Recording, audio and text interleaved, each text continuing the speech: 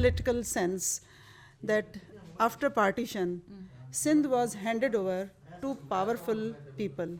Don't you think that has hurt the people of Sindh and the land of Sindh? Yeah, I mean, I think you're right. I think, obviously, partition, in a sense, turned Sindh upside down. A lot of the time when people study the history of partition, they focus on either Punjab or they focus on Bengal. Yeah? But Sindh, I think, 1947 was a watershed. So thinking about things analytically, as you've just said, yes, the demographic restructuring of this part of the world, combined with political decision-making. So first of all, Karachi was separated, from the rest of the province. And then later on, obviously, with one unit, which obviously Dr. Ijaz, one unit means that Sindh gets, in a sense, absorbed. So I think those political developments certainly,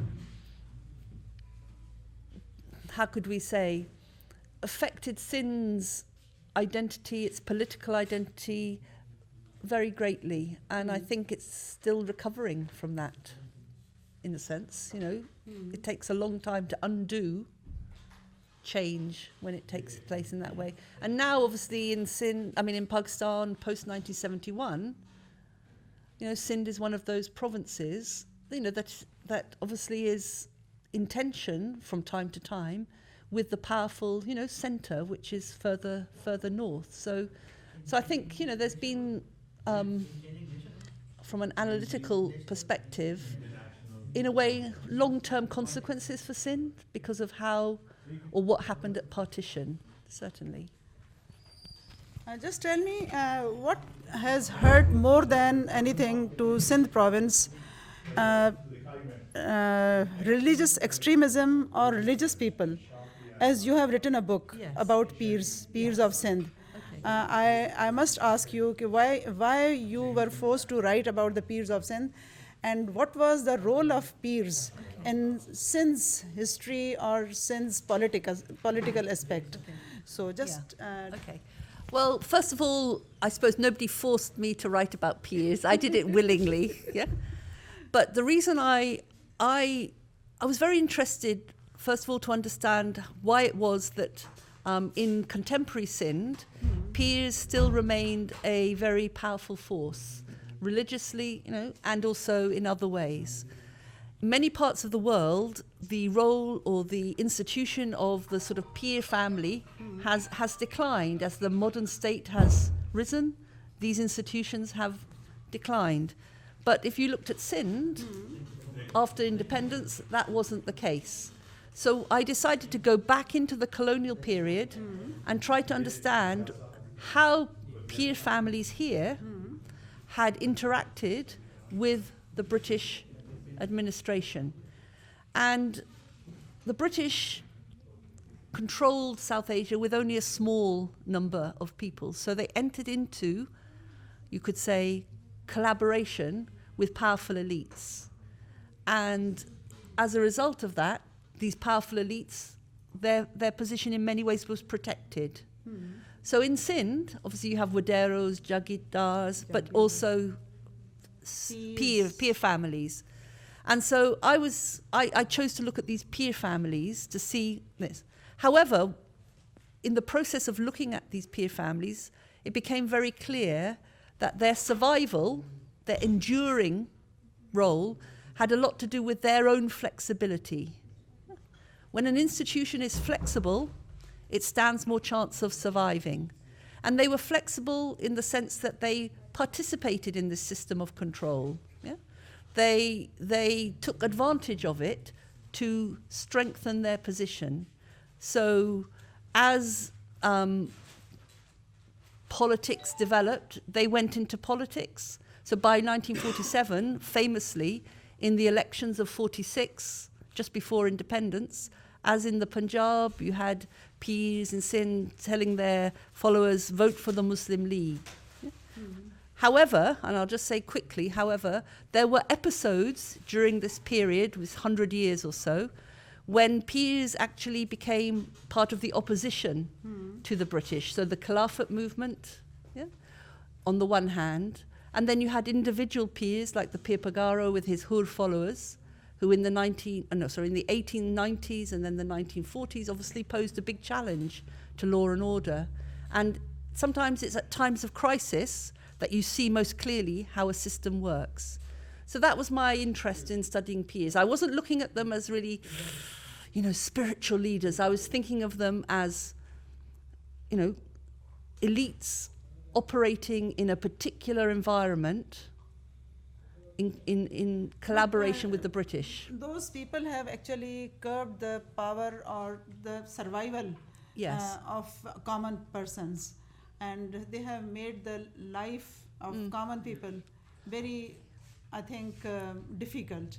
Yes, I mean, elite class, elites, and those religious people, those have made common people's life very difficult. Yes, because of that strong sort of Piri Muridi kind of, and because they are not actually allowing people to develop in a modern era. I'll tell you a story. This is a story when I was doing my research back in the mid-80s. I one day was able to interview the then Pir Pagaro. Okay. He was quite hard to interview because I wanted to ask him questions, but he kept, he asked me questions. Anyway, one question he asked me, and I'm just a 25-year-old student, what do I know? But he said to me, well, what did I think Pakistan needed? So I thought quickly, what does Pakistan need? So I said, I think Pakistan needs education. He said, no. Education just brings problems. We don't need education. So I thought, okay, keep quiet, won't say anymore. But that's your point, isn't it? Exactly. That obviously certain kinds of relationships depend on a kind of, how could you say, not unchanging, but an unchallenged sort of world, doesn't it? So yes, I think that I'm not saying that every single Pir that's ever been has been, obviously, but as an institution, like Waderas, like Jagidas, they are the privileged in Pakistan, yes, and especially in Sindh, yes, and they have made life difficult in this way that women cannot come forward. Yes. Schools are not being opened in their areas, and obviously development is not being done. Yes. And they are enjoying their all privileges, their comforts, but common persons are in difficulty. Yes. So this is the thing. Yes. Actually, in Pakistan, if you will see Karachi, especially after partition, a lot of migration has been yes, has of course, taken place, yes, and that has created so many problems in Karachi. yes, And nowadays, MQM and Sindhis, they have a great conflict. Okay. On and off, they are actually... yes, it's kind of hot, cold. Yes, So they demand separation of Karachi. yes. So how do you think that, like other countries as Libya, or other Malaysia, Yes. their different ethnicities are living together, Yes. and they have just created a kind of environment that they have legalized some things, Okay. and they have made in certain laws that living together peacefully. Yes. Can Pakistan or in Sindh, we Sindhis and Urdu Yes. speakings can have any agreement with one another? And Well, I would hope so. I mean, I obviously my husband's family, they have, people in his family have married Sindhis. There's a lot of, mixing going on, and I think people have to get over these sort of problems of mixing. And I think the more mixing that takes place, then the more understanding there is, of other people's cultures, and then the more sharing that there can be. But sometimes, as we were saying earlier, it can't be left to individuals to do this. Institutions, systems, structures have to be, developed that encourage this and support it. So, I suppose I'm an optimist rather than a pessimist. Okay. I think, You must be. So I would be hopeful that, but it takes compromise, doesn't it? It takes, a willingness to Of two parties. Two parties. There's a saying in English, it takes two to tango. You can't do it on your own. You know, people have to come together. They have to respect and they have to appreciate other people's cultures. I mean, in England, it's the same thing, really, in the sense that, you know, there are divisions there between different communities, you know, migrants and locals and so on. But I think there has to be this willingness to find a joint solution. Otherwise progress doesn't happen. Okay. How do you see women of this South Asia? As Benazir, she was a leader. Yes. She was a great leader. And I think, in my opinion, she was born at in wrong time. Yeah, I know what you mean, yes. Or Too at soon, wrong do you think? at wrong place Yes. and wrong time. Okay. Do you agree with me, or what do you say that leaders like Benazir Yeah. would be at what place or what role she could be played Yes. at this time if she would Yes. be alive? I think to have a woman with that kind of experience, that kind of sort of, how could you say, you know, understanding of the way the world works, so intelligence in that respect. I mean, I think Pakistan needs women like that to be in high-profile positions. You know, I think that South Asia as a region has actually had a lot of high-profile women. If you think about the different countries of this region, Bangladesh or Sri Lanka or India, Burma, you know, so in some ways, South Asia has done better than, I mean, the United States still, you know, a female president is still probably a long way off. However, I think Pakistan lost, you know, a national asset when Benazir Bhutto died. Now, she was, you know, none of us are angels. Politicians have to be Compromising as compromising, and she certainly compromised at times, and I know that, you know, people criticized her Exactly. for that. However, I think, you know, without compromising, it's very difficult to achieve progress, as we were saying earlier. So I can understand why there's some, you know, but no, I think there is a vacuum. I think at the moment, I know that in Sindh there are certain, you know, ministers, women who are women there, but when we think of Pakistan from outside the country, people don't really associate Pakistani politics with women. They don't know that, you know, they may have heard of Nawaz Sharif's daughter, perhaps, but they don't really have a sense of what women are doing here.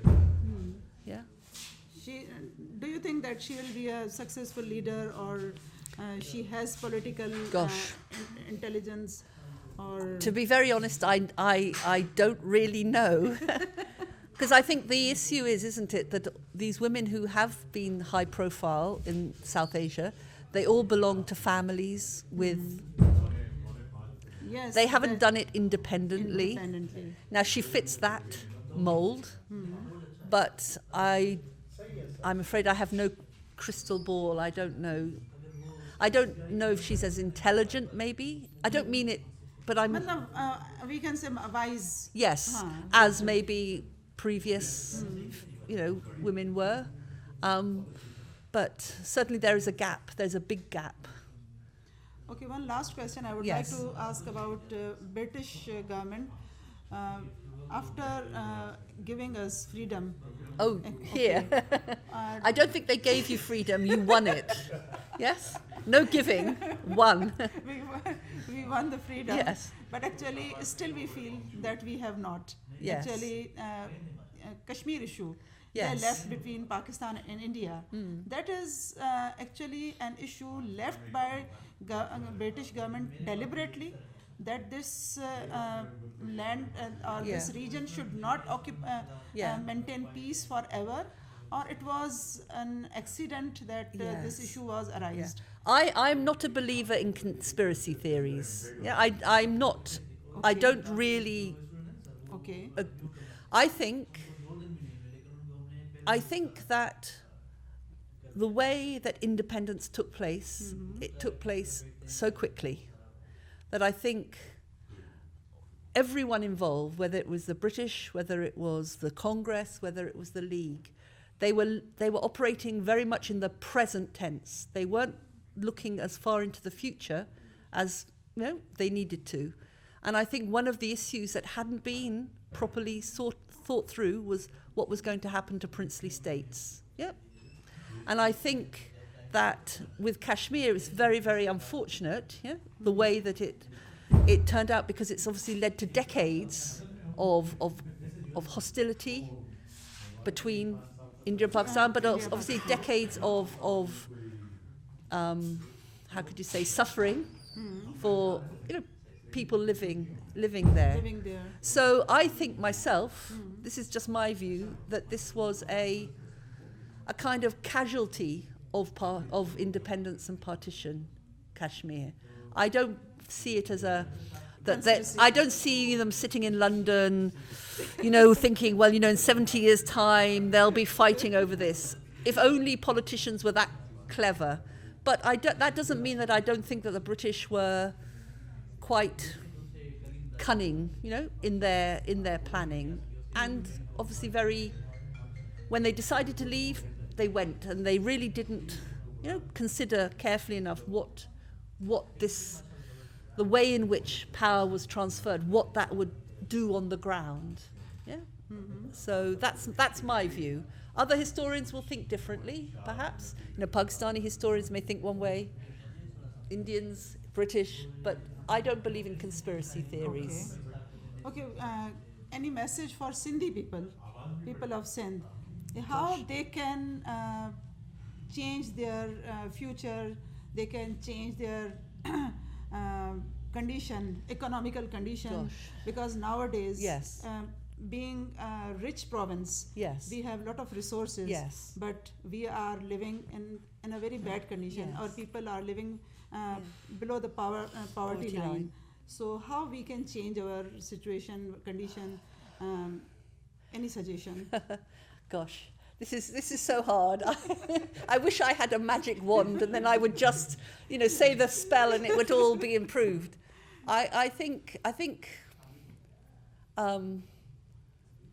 How can I say? I have to think about this because I'm not a politician, am I? What to do? Just focus on education. Focus on education. Then I think what Sindhis should do is to push education, take every advantage of what education already exists, encourage education from, in a sense, the top to bottom, if we can say that, of society, address the problem of female education, that the commissioner raised, raise opportunities for that 50% of the population that aren't, being able to flourish.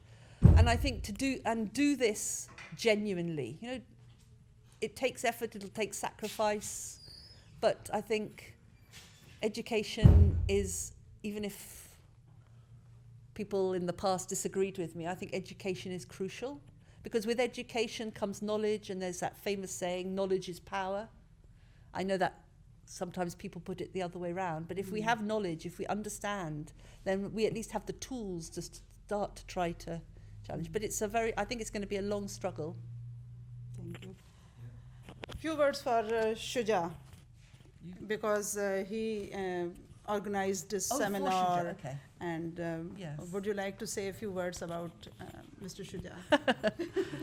Well, he can't see me, so luckily he's not going to get embarrassed, I hope.